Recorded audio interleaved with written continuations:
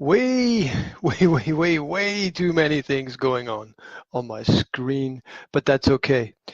It's G from the Chatterbox and Business Coaching Masterclass podcasts, bringing you a special chat this evening. I have a guest coming on in a few minutes, and it's going to be a pleasure to bring him into the conversation.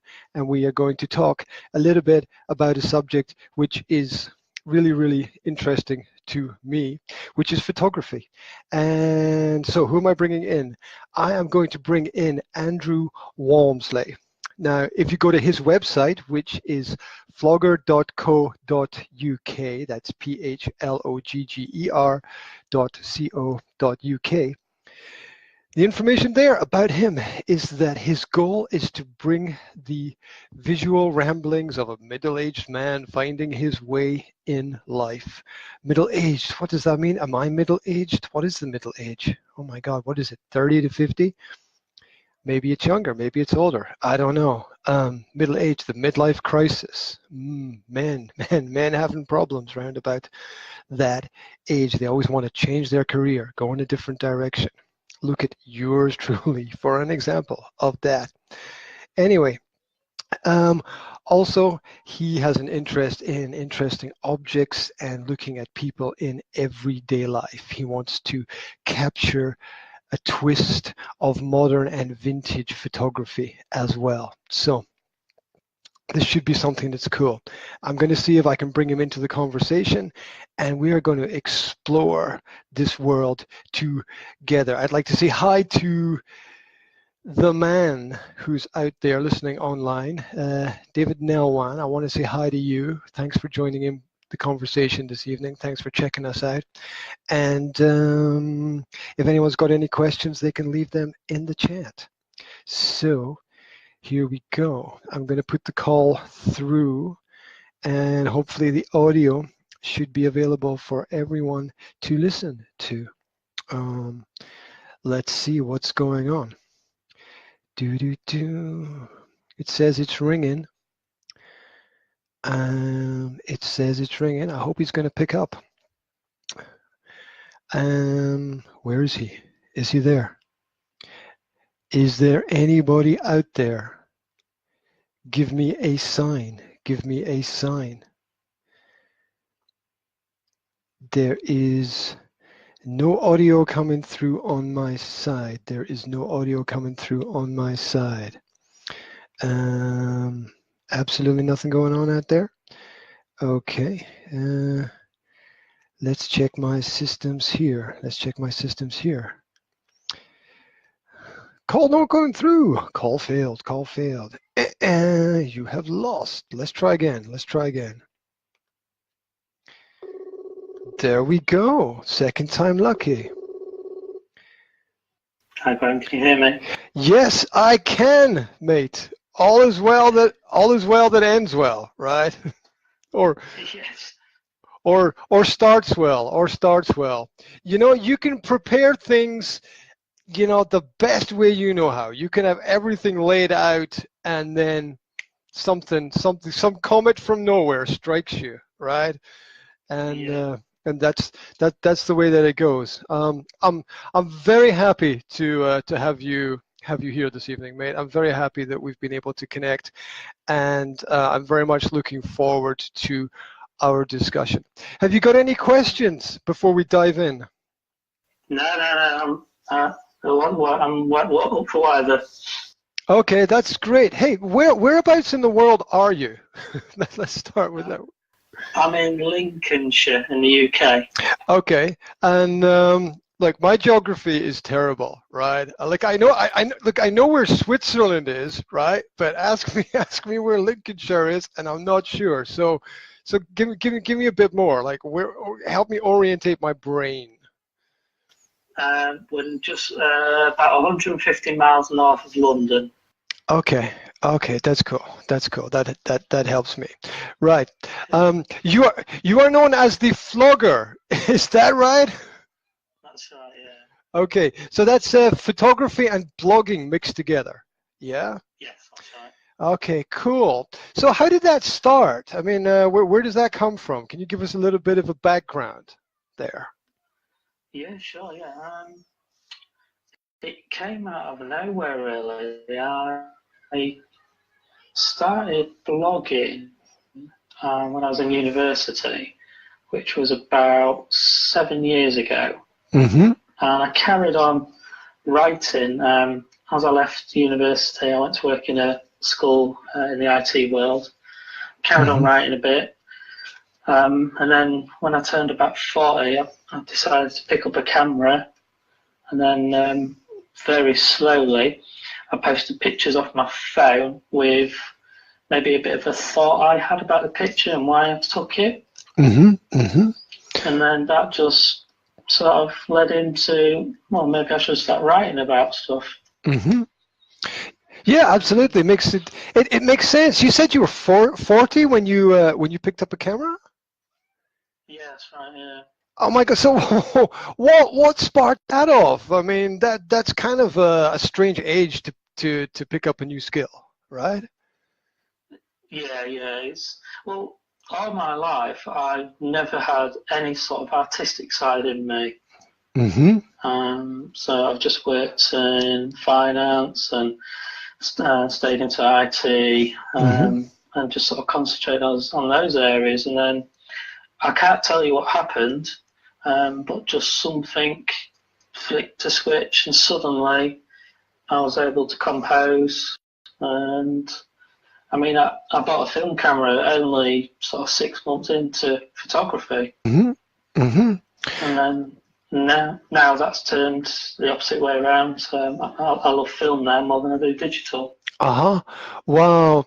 Yeah, there's something about elements of the past which have a classic nature to them, and it almost seems to me too easy to take your smartphone out of your pocket and point it at something and click at it a couple of times and throw a few filters on it. It almost seems too easy, like it's just kind of throwaway stuff, right?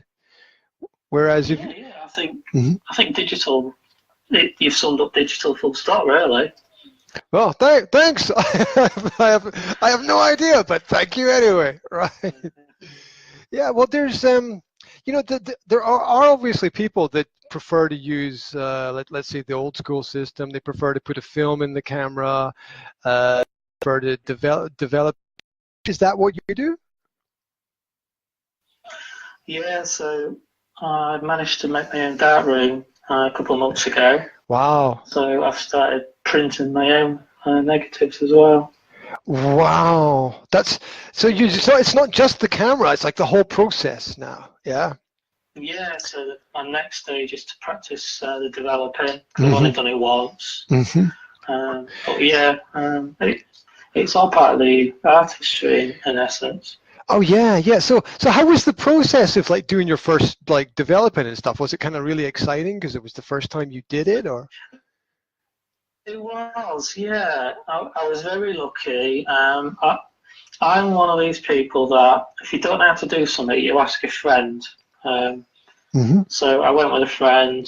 He was at university, so we went on a weekend, and he showed me the process and the place where you have all the filters. Wow. So have you done this like in the place where you live? Yeah. Is it in your home or this dark room? I did it.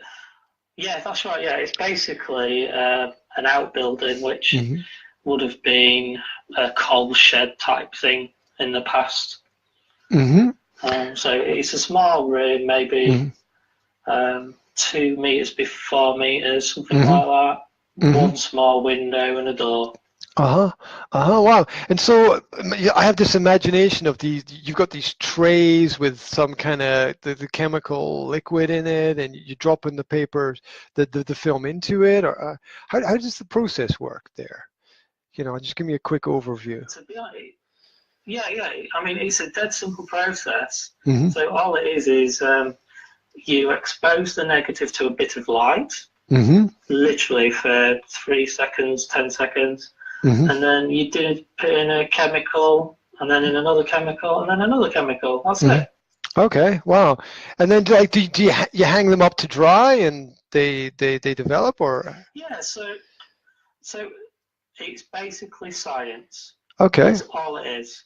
So you've got the light element, the amount of light you put in Mm-hmm. denotes how bright it is, Mm-hmm. how long you develop it for. Then your three chemical stages sort of roll onto one on each other. So it's like anything with science. You do the same thing, Mm-hmm. and then you get the same results. Mm-hmm. You Wow. just have to work out what works for you. Oh, that's great. You know, I love the way you say it's just basically science. And when we live in a world where some people think it's still flat, right? So, you know, what's Yeah. what's simple science to some people is rocket science to other people, right? So, Yeah, yeah. you know. Well, I came blind. I came blind to all this. Mm-hmm. It's all very, very new. Mm-hmm. I just go in there and try stuff and see what happens. Oh, wow. Wow. So what do you think sparked it all off, if I can ask? You know, was there some event that happened, or you know, what's the cause? I really have no idea. Wow. It, Or what comes about. maybe this talent was like hiding in you like all your life, and it just never had an opportunity to express itself. I mean, I don't know. Did you do Yeah, yeah. did you do some kind of That's right. did Yeah, I mean, did you do some kind of art activities like when you were like way back in school and stuff, or anything like that? no, I was rubbish. No, I was, rubbish at I most was rubbish. Well, you obviously did well if you got into finance, like as a career or something like that. Yeah. So, finance. You said finance and IT. Yeah. Finance and IT. Yeah. So is this this creative side of you, does that express itself at all in any of the work that you do through finance and IT, or is it just like a completely other part? No. No, it doesn't express itself at Yeah, all. it's like a different me in essence. Yeah. Oh, wow. So Wow. I suppose I'm the same person, Mm-hmm. but yeah, the creative side is literally we get home from work. Mm-hmm. I eat, drink, sleep about photography. Yeah, I think that's the way to have a hobby, right? Go all in on it if you Oh can. yeah, I think if you can yeah, go all definitely. in. So I was checking out on Instagram some information, and it looked to me like you have two accounts on Instagram. Is that right? I've got five. Five. So I'm missing I'm missing three. Okay, that's cool. I'm missing three Yeah. accounts. Right. Well, Wow. it's all to do for specific reasons. So Instagram really, your feed's all about the style of photography you shoot, or the product you sell, or whatever you do as a business. So Mm-hmm. I do different styles, so I separate them. So, for instance, if you're into architecture, you maybe don't want to look at pictures of some models I've been shooting. Mm-hmm. Okay. So Yeah. I separate them all on purpose, you see. Okay, that makes perfect sense. That makes perfect sense. So what are the five? What are the five channels that we're looking at here? Because I've seen the one with architecture, and Hmm. I've seen one with I'm looking at it now. I've got it in front of me now. Actually, it's there's a there's a man with a can of Coke in front of a strange shop, which is that's just kind of a really cool picture. I like that. Is that a can of Coke? Something like Yeah, that? that's actually, Something like yeah, that? I mean, that's shot on a 40-year-old camera, that one. Wow. Wow, it just has that. Yeah. You know, I'd recommend that people interested in your work, they check out the Instagram, because you know the picture, every picture tells a story, right? And you know they check out it's is it the analog? Is that the account I'm looking at? Yeah, yeah, flogger underscore analog, yeah. Okay, okay, cool. So I've got a portrait feed as well, so that's flogger underscore portraits. Okay, okay, And I've got a street photography one called Pavements okay. Photography. Wow, wow. Um, Is it difficult to keep 5 different Instagrams going at one time? It's not too bad for me because I don't get a lot of opportunity to take photos anyway. So I might only post once a week anyway, or sometimes it might be months before so I won't shoot a model for maybe 3-4 months. So yeah, it's not too bad, to be honest. Okay, that's cool. And I was having a look through the website, and there was a couple of things that caught my eye. If I can ask you a few questions about it. Yeah, Thank you. One of the things was that under resources, I think there are a number of books, and I wanted to ask you, are any of them your own personal books that you've put out? Yeah, that's my work. Yeah. Okay. Wow. Can you tell us a little bit about either all the books or one of the books, or just pick a highlight, something that's interesting for you from that? Yeah, sure. Yeah. So when I started doing photography, I quite like the idea of fusing photography with words. So I started overlaying my thoughts over the images, which became my visual thoughts theme. Okay, wow. Yeah, so it's just sort of, I don't know, it's not poetry because it's not long enough, but I don't like using other people's quotes. Okay, yeah, I get that. I feel my job or your job, as an artist, is to create stuff. So, we all have our own experiences, so why not use your own words? Oh, absolutely. What is the point of having them if you don't make them your own, right? I mean, otherwise you're just walking around like a repeater. You're just repeating what everyone else has said all the time, and there's no you, basically. Yeah, I don't like being sheep. Yeah. I'm quite happy just following my own thing and making my own way. So the first book I did was the visual thoughts, and I do aim on adding to that, but my interests changed a lot. So I then wrote one a little bit about beginning with street photography, because that's something that I really got into, passionate about. It's a very easy thing to do as a photographer. You don't need equipment, you don't need money, you just need guts.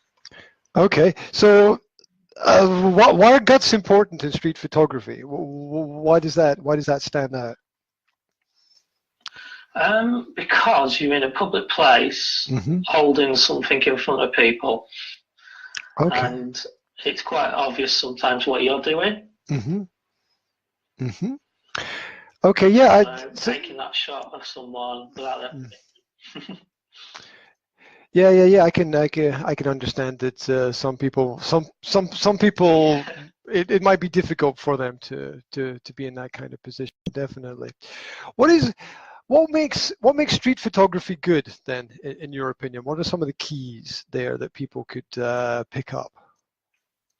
I think street photography is probably, in my opinion, one of the most interesting and needed forms of photography because it's real life, it's not posed, and if you look back at it in 10 years, 5 years, 20 years, it's history, it's culture, it's fashion, it's what the streets looks like, it's about the technology at the time, that there's so much you can look at in an image. And if you looked at street photographers over each decade, for instance, you'll see life has changed, you'll see motor cars, everywhere, you'll see bright lights, you'll see massive changes in fashion. Oh yeah, and I'm just thinking in the back of my mind about things like how shops change and advertisements change, and the companies change, so you're going to get like pictures with shops that don't exist anymore, and advertisements for products that don't exist anymore, and and it does kind of capture that element which would otherwise be lost. I think. I mean, I think one of the great advantages of the of any kind of media that we have is the ability to record things so that we don't lose them. Yeah, and we wouldn't be able to understand these contrasts if we didn't have those old pictures to look back at, or those old films to look at. We wouldn't realize how today is different from what was before. A lot of the time in that. So yeah, I can see, you know, those. I can see the advantages of that. One of the things that actually pops into my mind as we're talking is I remember flicking through a couple of books about the punk era from like London in the 1970s, and a lot of street photography of, you know, people being very colorful and, you know, being very kind of outrageous in their styles and everything, and it was kind of nice that people were there to capture that. Exactly. Yeah. You know, our children can learn about the punk culture movement, and it's because of these people that had the foresight to shoot everything while they could. Sorry, I mean take photos. No, well, yeah, I mean that's isn't that a great word that's used when people have a camera? Because I mean it's such a powerful word, to shoot something. I mean, because it does have that image of violent activity with a gun, but it's a different kind of shot, right? It perhaps has the same power, because if you consider the way that, you know, pictures were taken or are taken and put in newspapers, and then people form their ideas based on the images, then you know, the pictures have great power. So so maybe that's kind of how we can view it, that it's the power of it's the power, and hopefully nobody dies when you shoot them with a camera, right? So hopefully, yes. Yeah, hopefully, yeah. And I you know, it's funny talking about punk. I'm just gonna go on a little sidetrack, but I remember reading. You know there was a British punk band, The Clash. I don't. Yeah. Okay, right. And I was reading years ago a book about them, and I think one of the final chapters was about a photographer who was taking pictures of the group, and it was their last ever photo shoot before the group split up, and the photographer was saying that the photographer was interviewed, and they were saying that they could see through the series of images that they took the breakup of the band. They said when they looked at the pictures, they could see the lack of unity and the resentment between the people in the band, the fact they were unhappy, they were not communicating with each other, and this was visual through the actual photographs that were taken. And the photographer said, I didn't realize it at the time, but when I looked back at the pictures afterwards, you know, in hindsight, it was obvious. And so, you know, the image is powerful. It conveys a lot to people. It's very powerful. And is there a third book that's there, if I remember rightly? Is it Project End? Sorry, Negative Journey was such a weird thing for me to do. So I came up with an idea of sending my camera off to a lot of strangers, because as you can tell, I like interacting with people. So I stuck it on a Facebook group for photographers, and I got a lot of people interested. So I did it. We all had fun. We chatted on Facebook a lot, and I've actually become friends with a few of them. And everyone really liked it, so I tried to keep all the photos and little mementos I could, and I decided in the end to write a little book about it. Wow. And and which has led me to my next project, which is currently active. It's called Secret Project. I wanted to ask you about that, because there's nothing more cool than secret. mate. There's nothing more cool, right? So when someone says, when, yeah. when someone says, I've got a secret project, it's like, oh, tell me more, tell me more, tell me more. What's it? What is it? What is it? What is it? Exactly, yeah. What is it? Like, So what is it? What is it? Tell me more. What is it? I can tell you something. So it involves analog camera again, a film camera. Okay. Okay. Wow. It involves multiple people.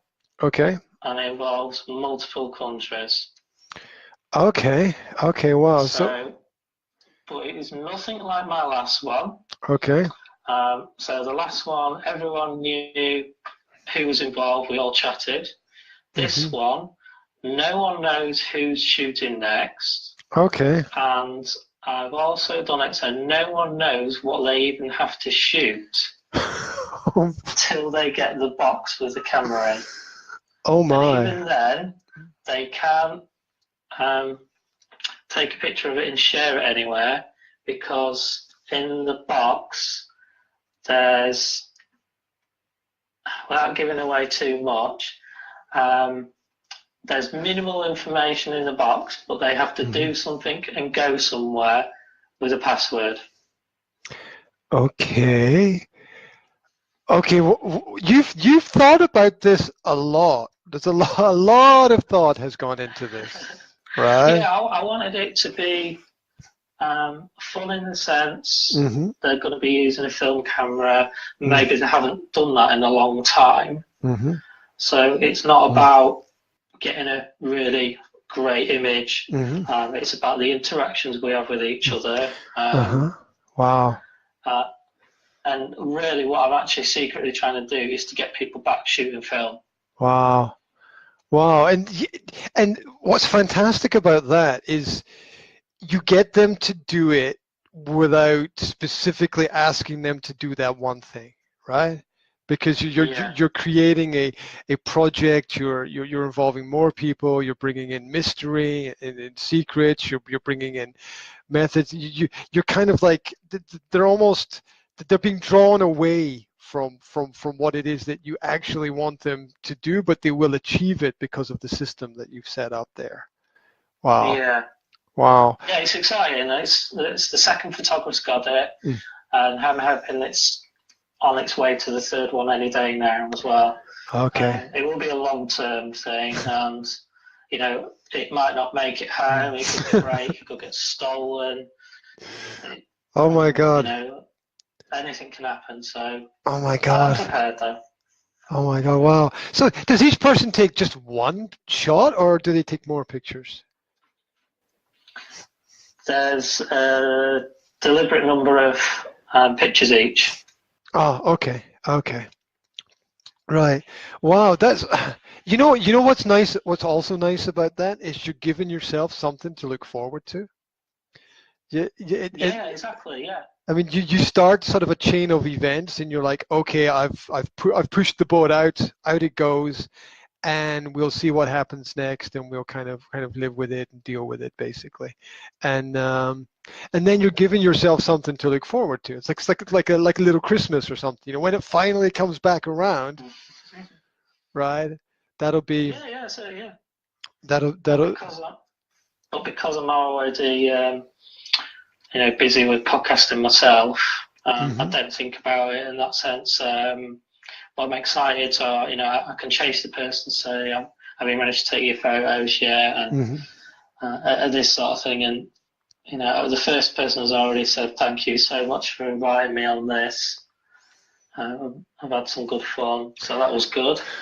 Yeah, that's great. And who knows where it ends, right? I mean. Yeah, exactly. Yeah, I mean, I've got ideas who's sending it to where, but I can change that any point I want, really. So there don't have to be an order of what photographer gets it next, or where it goes to. So. You know what I also like about that is you've put trust and responsibility into the project, and that's really powerful. It is, yeah. I think you've got to have some trust in life and people. Otherwise, I would never do anything.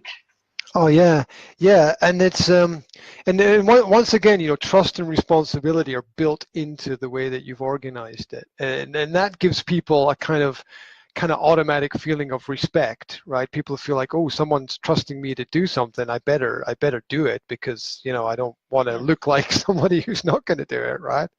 And then yeah, other people are exactly. involved in the chain as well, and it's and you don't want to break the chain, right? You don't want to break the chain. So that Yeah, that that's a that's a really powerful idea.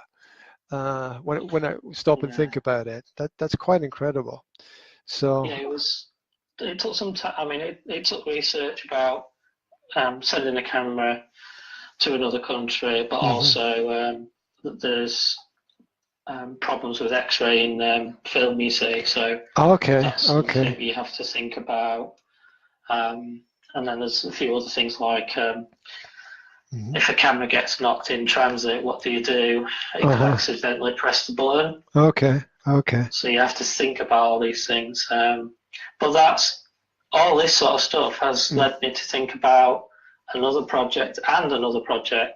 So I've already got two more projects in my head, Wow. and one that I could probably start any day I wanted. It's just finding the time to organise. Yeah, absolutely. And it's experimenting like this that brings about the good things in life. Yeah, it's experimenting Yeah, that takes people beyond the borders of what they would normally do in terms of communication. And somebody could be like, say, 35 to 40. They could be sitting in an office. They could have the office job somewhere, and they're having the same thing happen in their life every single day, and it would just be monotonous and and boring. But here you are picking up a hobby, latching onto it and being so creative with it, reaching out and connecting with other people. You've almost built a completely different world out of it. It's quite yeah, yeah. Oh, thank you. Yeah, yeah, it's quite an amazing thing to hear about, because changing picking up new habits and hobbies and directions in life is quite complex for a lot of people. So it's nice to hear somebody that somebody's got the inspiration and the maybe the guts to just go and do whatever it is that they feel like they should do. It's really, really nice. So so are there people that you get the inspiration from? Are there people that you look to for guidance, or is it just completely just coming from anywhere? I would say there's been a bit of guidance, but that's more so like the dark room. I Okay. was really lucky that a gentleman where I live Mhm. um, offered to give me all the equipment. Wow. So he's been taking photos for probably 4 decades. He worked in a Mhm. dark room as a job. So, to me, you'd be stupid not to ask him for advice. Oh yeah, yeah, yeah. So he gave me all the stuff. I got him round one night, a weekend, and said, "Right, can you show me what you think I'm maybe doing wrong here?" He told Mm. me his way of doing it, and so he was one guy. There's the one guy I've got in Scotland who I met through my negative journey project. Mhm. If I need to know anything, I ask him to do printing as well. But I would say, other than what everyone else does, Facebook groups dedicated to certain things, I, I just do things myself. I've I've not gone to college or been on a course for Mhm. photography. Um, Podcasting, I mean, Mhm. I've been doing that 21 weeks now, Okay. and uh, that's something I just picked up myself and chucked myself into.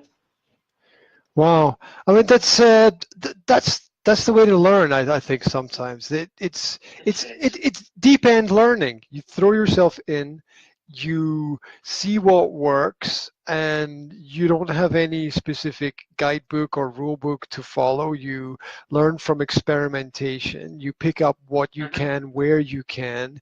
You apply it. You review it, and you move on. And that's the best way. You don't get stuck because you don't know where you don't know where you should be stuck because no one's told you that this is a problem. You're just like, oh, okay, I'll try this and do it this way and work it out. And that's what created the great inventions of history, right? That's the that's the John Logie Baird and the television, or maybe the Alexander Fleming and penicillin, or Marconi and radio, and all of those people experimenting, and they didn't have anyone really to say to them, don't do that, or you can't do that, or like those teachers in school were like, don't mix those chemicals together, or whatever they would say, like so it's really nice to be able to do that. So is there a work, or is there a photograph that you've taken that means more to you than the other photographs? Are there some pictures that stand out, or some pictures that you have that mean a little bit more because maybe there's a story attached to them, or they capture a specific moment? I suppose most photographers have this. It's strange because most photographers that I talk to say the picture they enjoy the most is tomorrow's, as in their next job. Okay, wow. But I think that's different because they're doing it full time. Mm-hmm. Whereas I think when you're a hobbyist, you've probably not taken as many photos. So there is a few. I would say I've got one up on my wall that I can see now. Mm-hmm. Which is from a family holiday. Okay. It's actually a seascape, so it's got about a pier, clouds, and the seashore. Mm-hmm. Mm-hmm. Wow. So to me, it's got everything me and my wife love about the sea. Mm-hmm. I'll never forget taking it where we were, and then I've got another one which is taken just down the road from it, and I've got that printed on metal. Oh wow! So yeah, it's unusual thing because it makes the image nearly look 3D. How do you print something on metal? Is that an easy process? How does that work? No, I don't know. It's digital. So okay, these are all digital photos. There's a couple of companies that do that sort of thing now. Okay. So I assume it's just a layer, then that's stuck onto it. Sure. But it must give it, like, the texture and the shine of the metal must give it a different feel. Exactly, yeah. So your canvases suit certain types of photography. Mm-hmm. Metal, you have to be very careful what sort of image you would choose. Mm-hmm. I got the perfect sort of image for it. So I did a seascape with a lot of clouds, and the clouds were very white. So they pop out and shine loads. Mm-hmm. So the best thing you can do is see it in person or a video of one, because you just can't make out how good it looks. Yeah, yes. Some things cannot be described; they have to be seen. Yeah, that's right. Yeah, I mean, you go to you listen to a band on your computer. Yeah, it's fantastic, but you cannot beat being in the audience. Oh yeah, absolutely. There's a connection, there's a vibration, there's an energy in that kind of setting. And I think it was David Bowie that said that the art is not complete without the viewer or the listener. And so there's the final element in maybe the creation of the work of art is when people see or perceive it or look at it. It doesn't necessarily need a lot of feedback. It just needs to transfer something to the person who's looking at it. And I think that maybe that applies more to music than pictures. I'm not sure, but I think that it's really important to. I don't know. What's your perspective? I would say that's for anything. If you're a footballer, you win nothing without a spectator paying your wage. Oh yeah, absolutely. And you probably wouldn't play as well without an audience. And I think the musicians the same. They do love what they're doing. I was lucky last year. I decided to try and teach someone else for street photography. Mm-hmm. So I did a little workshop with a couple of people in my local city, and I thought it was fabulous. Wow. Because you can see a different sort of photography. They can understand that it's not just pressing a button, Mm-hmm. which most people assume it's simple. Mm-hmm. So, yeah, and so are you saying that you were teaching the skill to other people as well? Yeah, I think so. Yeah. Oh wow, that was my idea. Yeah, that's great. I mean, picking up a skill is nice, but sharing the skill is better, right? Oh, without a doubt, yeah.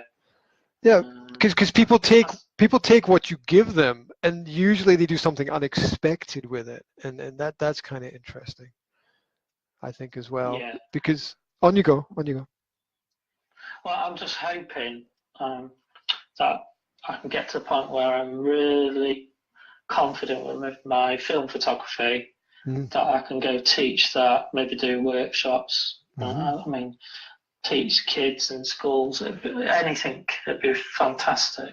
Mm-hmm.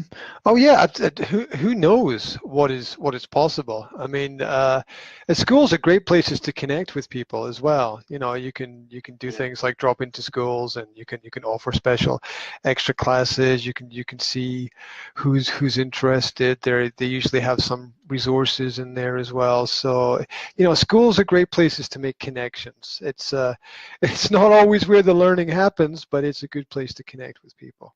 So. So that's definitely a good idea.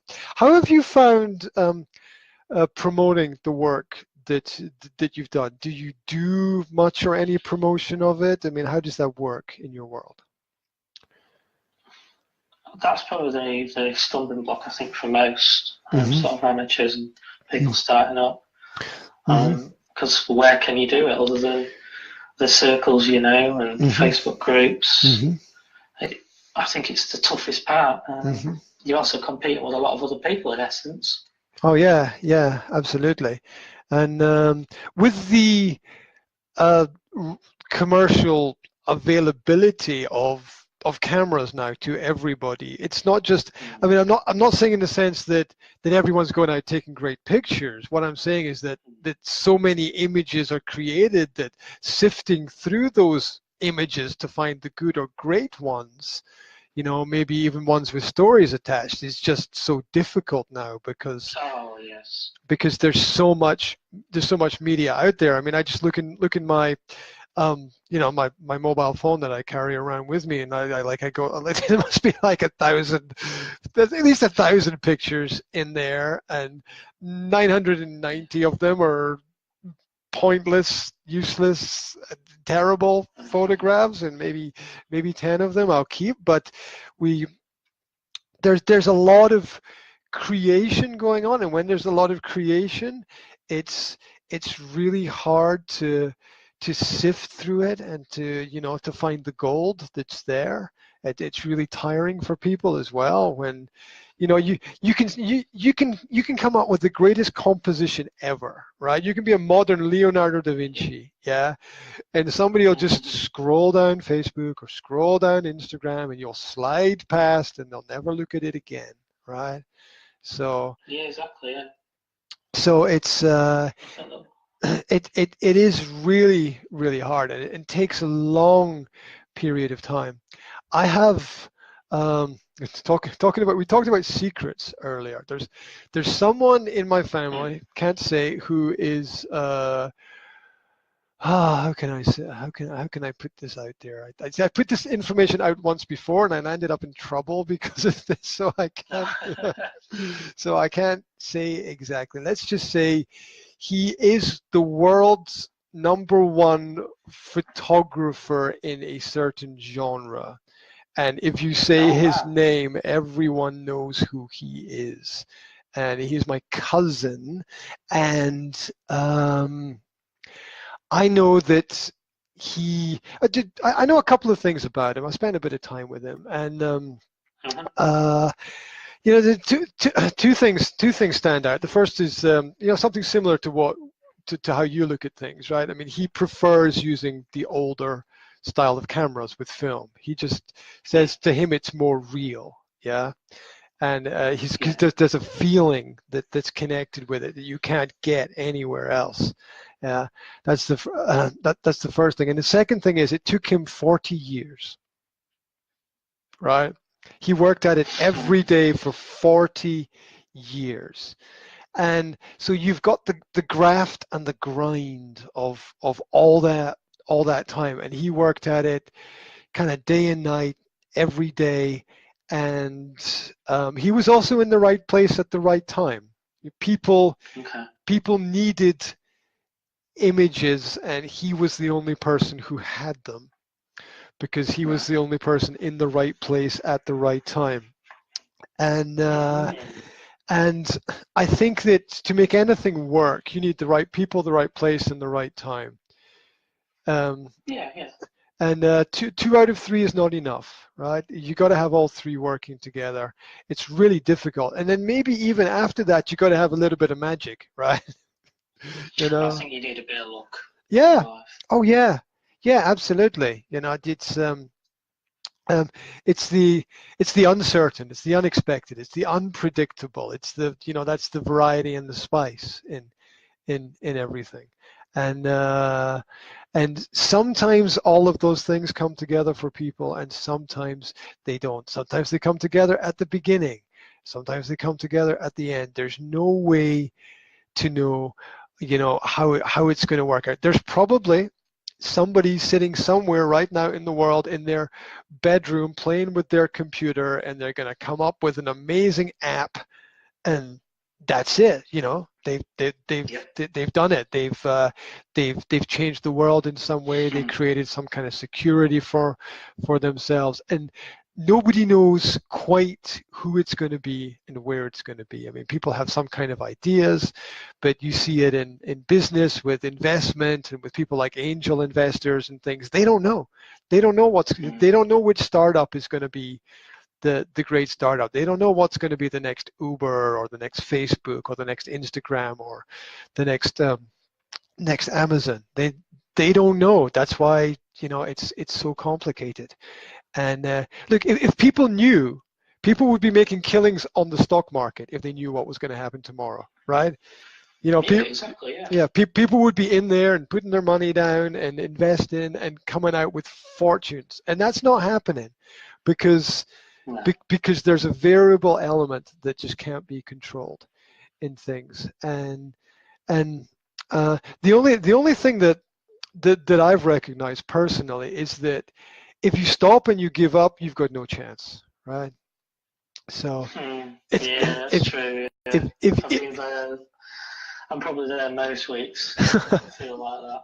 Yeah, we always feel that we want to stop, and like the old story is that the gold miner never knows how close he is to the gold, right?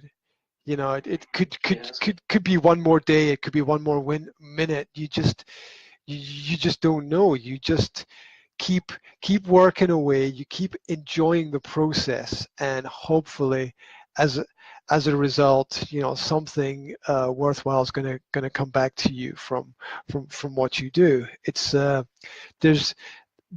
is no magic formula, and a lot of us are kind of how can I say, trapped in the mill, right, of just going round and round and sort of unable to find a way through because it is like that. But I think we have to understand that the world is much more complex than we think it is, and anybody can make a success anywhere at any point in time. I mean, and there are thousands, maybe hundreds of thousands of different worlds within the world that we live in. For example, I picked up a newspaper today and opened it and realized that, you know, just pick up any newspaper anywhere and read it and go through it and see what people are doing. It's quite incredible. And people you've never heard of, people you've never thought about. I picked up the the business and finance section of the local newspaper today, and I looked at it and I was just blown away by what people, like 2 women on some Scottish island have started their own distillery, right? And this is like, I'm like, wow, that's kind of cool. And then on another Scottish island, somebody's like I don't know if you can import cows to an island. What do you do to an island? I don't know. Anyway, they brought special cows onto the island so that they could have a dairy producing milk for the people on the island, and it took them 5 years to get permission to do it. Wow. Yeah, and just to provide milk for the people on the island, right? Jesus. Yeah, and they worked at it for 5 years, and all these struggles that people, and I just learned this. Like I was just like, I wonder what's happening in this part of the world. And I'm like, oh my, look at what these people are doing. This is, these. That is good. Stubborn. Yeah, stubborn or crazy. I'm not sure which one it is, but yeah. But yeah, I mean, I got one of my clients runs a chocolate company in Slovakia, which is one of the best chocolate producing companies in Europe right now. Not the biggest and richest, but they've won all the awards across Europe, right? And having a chocolate production company in central Slovakia is actually insane, right? It's actually, it's just an insane thing to do, but it's successful, right? And so, and he's and now because of that, he's buying areas of rainforest to so that he has a secure crop of cocoa beans for the chocolate for the company. And I was talking with him, and I was asking him, could you imagine that you would be doing something like this? And he said, no, never. I said, it's just one thing leads to another thing, and you don't quite know where it's going to go. And before you know it, you're head deep in craziness. So there's a lot of great ideas out there, and it's the people who don't stop. They keep moving forward.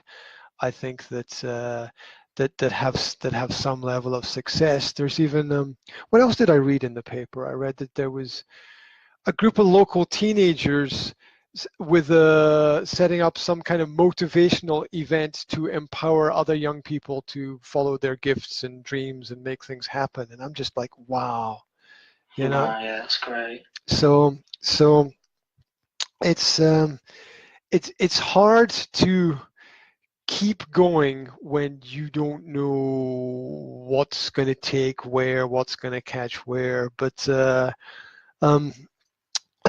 always like the saying by there's a sort of motivational speaker business guy on the internet, Gary V, and he always says that one is better than none. He says go with that philosophy. One is, if you can influence one person, if you can transform one person, if you can change one person, it's so much better than not influencing anybody at all, and so worthwhile that is definitely it's definitely worth the effort. And I was looking through some of your pictures on the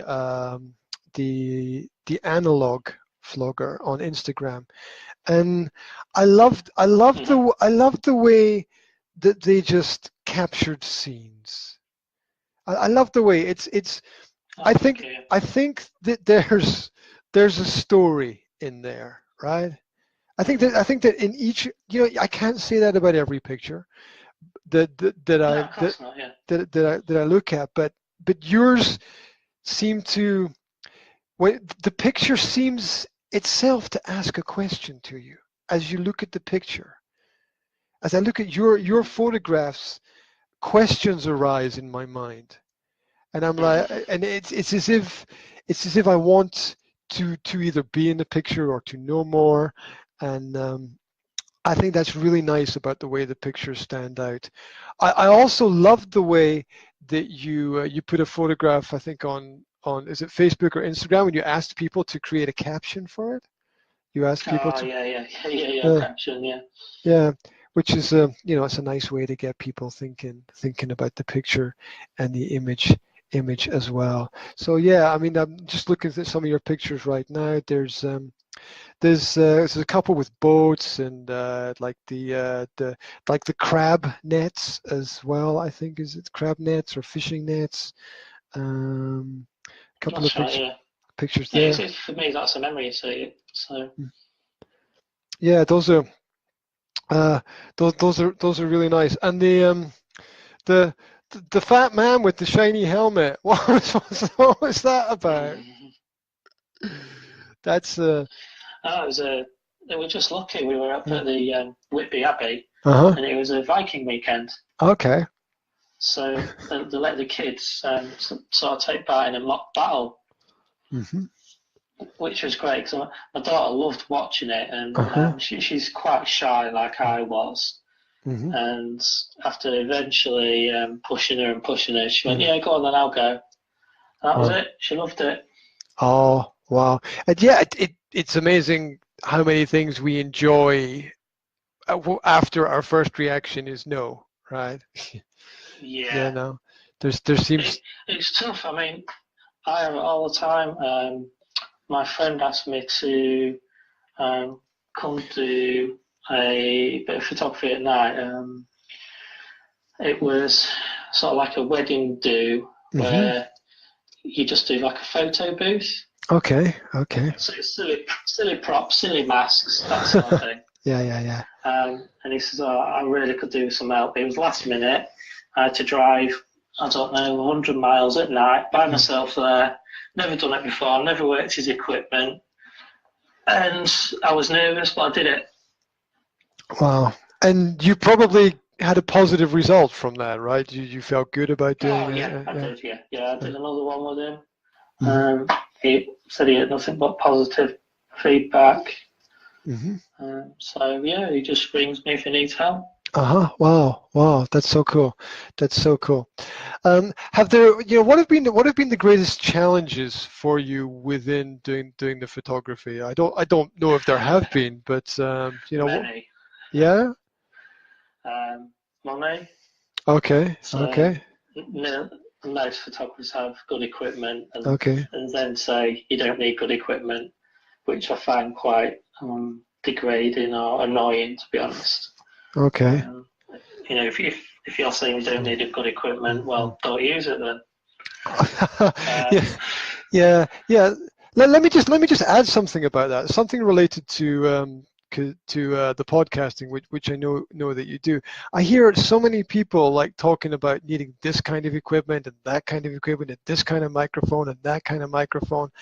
I think people should just do it, right? I do, yeah. I think it's just do it and put it out there, and over time, work at making it a little bit better and a little bit better. But if something has value, it will last. If something has real value, it will last. And there might be a bit of crackle and static in the background. The volume might not be perfect, but nobody goes back and listens to speeches of Martin Luther King or John F. Kennedy or Gandhi or whoever and says, "Oh, there's kind of too much crackle in the background there." That's nobody. Because what has value has value. We can see beyond the issues and problems. Exactly, yeah. Because that is part of the history. So if you listen back to Martin Luther King, it was the technology at the time. Oh yeah. So it's in keeping with the period, isn't it?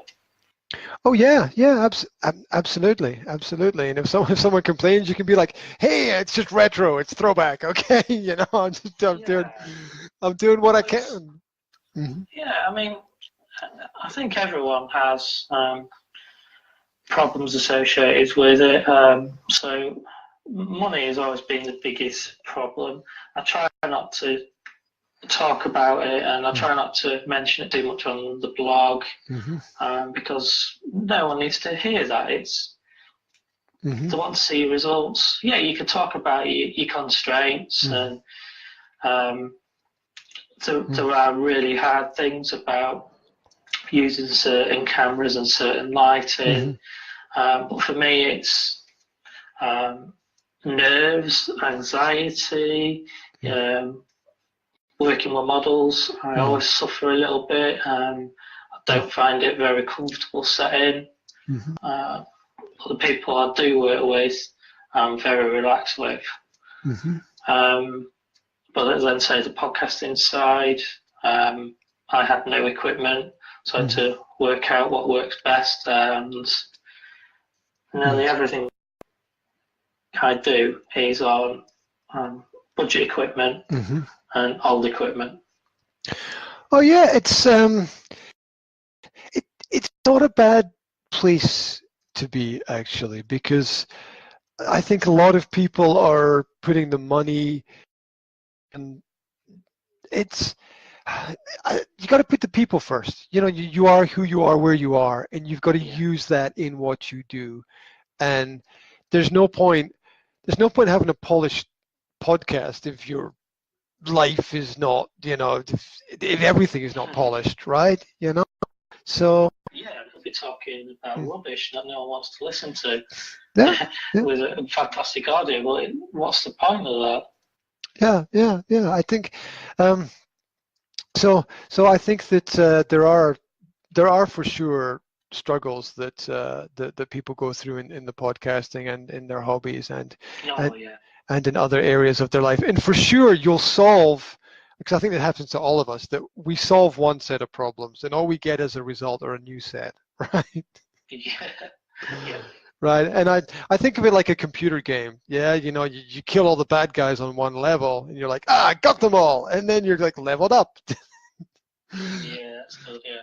To the next level, and then you face the next challenge as a result of that. But hopefully we rise to the challenges.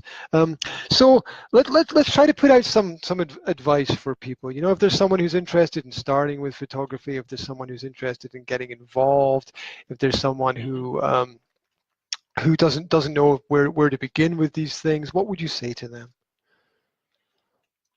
Buy any old camera and practice.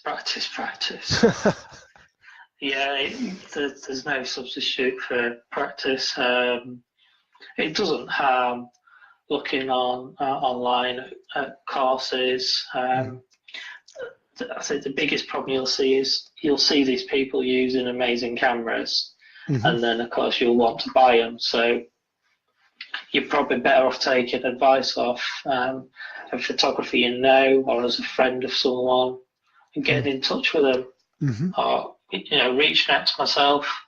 I never mind helping anyone. Oh, that's great. That's great to hear. Where can people contact you then? How can people get in touch? I will probably say just go to the website vlogger.co.uk.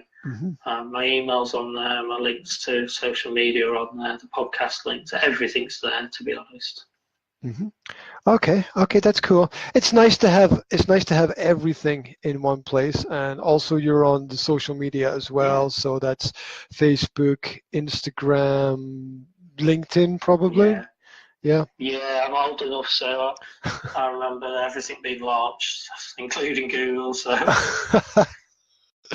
Yeah. I know how that feels, mate. I know how that feels. Yeah. I remember. Like I remember, not having a mobile phone and not having an email address, and the glory days, mate. The glory days. Wow. Yeah. Absolutely. Simple life, that's for sure. Yeah. Is there anything else that you want to put into the episode today? Is there anything else that you want to share with people, or anything else you want to ask, or anything else that's on your mind? No, I think I would just say people check out the podcasts.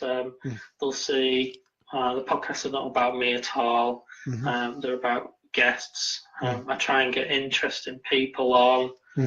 And I do quite a unique thing with my random questions, which I always have a lot of fun with. And the other thing I've started doing is also asking for a recommendation for the next person. Okay. So whoever is the guest, you ask them for a recommendation for somebody else, yeah? Yes. Now, I've spotted a little bit of a mathematical problem here. Okay. If I interview more than one person a week, that's 2 extra recommends per week. Okay. Which then will turn into 4, then they'll turn into 8. So I'm already wondering how I can not sleep. Yeah. And there's there's probably so many people out there that it would be interesting to talk to as well, and there's just not enough time, right? There's, Yeah, and especially being a dad, it's very limited time in what we can do, and I don't try and concentrate on the country we're in. I try and concentrate on anywhere in the world. I want it to be about people and whatever they do. So it's been interesting talking to people in like Australia and America. But it's great. I love it. Oh yeah, I mean, technology has given us this opportunity to reach out, touch, connect with people, to share ideas, to listen to challenges, to listen to problems, to be able to give advice, to support. It's been fantastic from that perspective, and I enjoy the same thing that you enjoy. I enjoy connecting with people who are far away, maybe. As you said, somebody's in Australia, maybe somebody's in Africa, maybe somebody's in Indonesia, and they can, they just give you a different perspective on the day. I think they give you a different perspective on the world. It reminds us that there's so much more going on out there than we can ever be aware of. And who knows where it'll end? Maybe you connect with somebody, maybe you plan a trip there, maybe they come here to wherever you are. Who knows where it ends, right? Who knows where it ends. So hey, I want to say that this has been absolutely fantastic, man. I've so much enjoyed talking with you and picking up some information and listening to your story about your journey and your perspectives. Man, I just want to say thank you very much for your time. I want people to listen to your podcast, which is, what is it, the Flogger podcast, or what is the name of the podcast? Yeah, Flogger Presents, yeah. Flogger Presents, okay, super. And I don't know if you've got any final notes that you want to throw out to the world. No, just please get in contact. Yeah, if you're interested in doing any sort of photography, I'm always available to chat. I eat, sleep, and everything photography, so please reach out. Even if I don't know stuff, I might put you in contact with someone I do know. So okay. And obviously, big thanks to you, Graham. It's been great talking to you, and it's quite a privilege and interesting that someone wants to interview me. So, well, people are fascinating, and yeah, definitely. I don't think there's anyone that I haven't learned something from. Something. Yeah.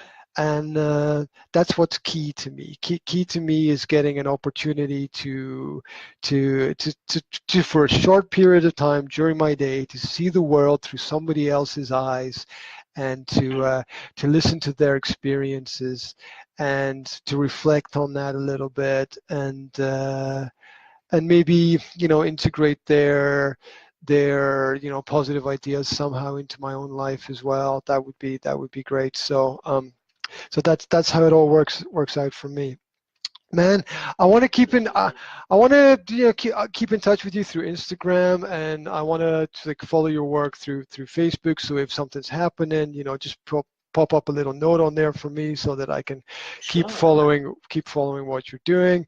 Obviously, we can't connect with everybody all the time, so life is complicated, but it's good. It's good to know that people are okay, and if someone's got a question, that they can ask the question, and get some support with that as well, because we all need to chip in. We all need to help. So, man, it's great. I'm gonna hang up the call here, and then I'm gonna do a little bit of a finish on my Facebook. What do you call it? Stream feed, whatever it is,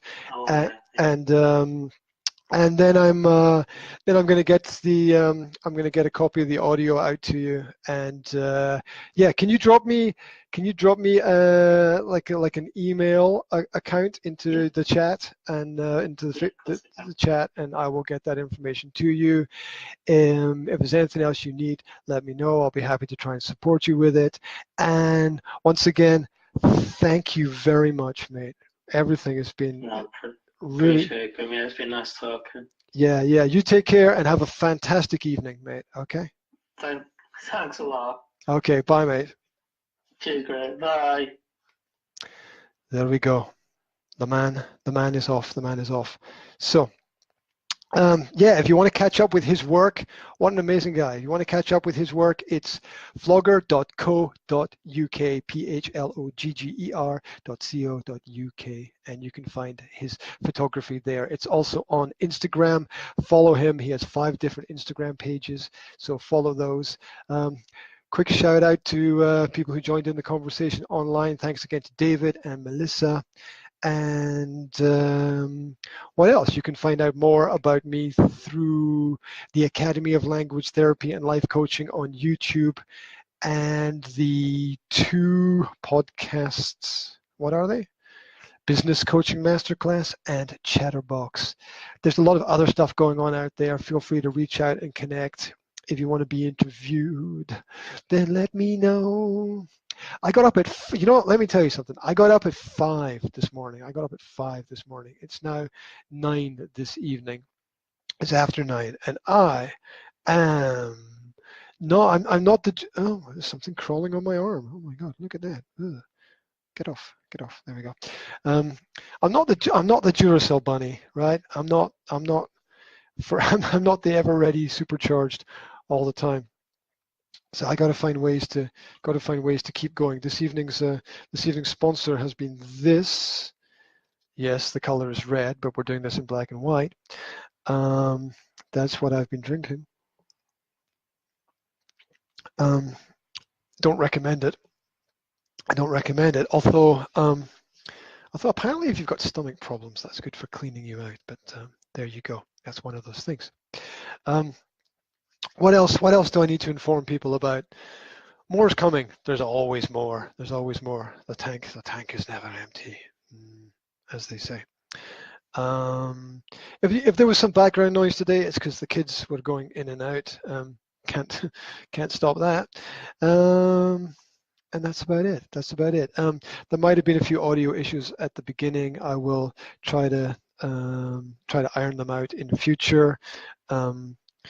You know what it's like if you're doing this stuff online and it's just one person and you're trying to sort out 3 or 4 different things. Sometimes the brain goes and things don't quite work.